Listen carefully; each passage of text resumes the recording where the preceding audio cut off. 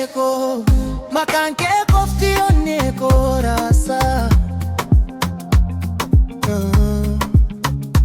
Yoon si argu addunyaa nama haarawaa taati.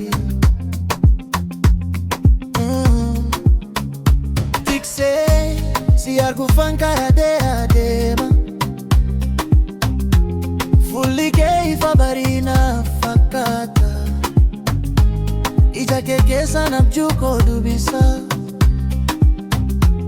Kolfi kee qilleensa ta'ee na boqochiisa. Ati yommuu na ilaaltu onneen koo sirba jalqaba. Jechoonni koo dhumataanis jaalalli koo hin dhumu.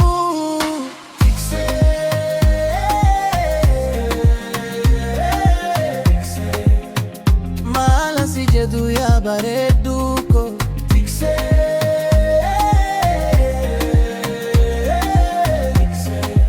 Onneen koo si qofa filatee harka kee qabee si bira jiraate.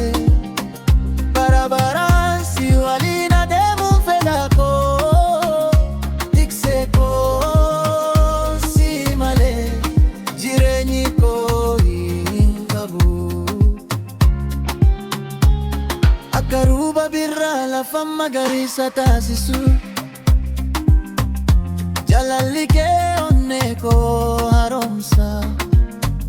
Akka aduu bareedu kana balleessu. Argamuun kee gadda koo fageessa.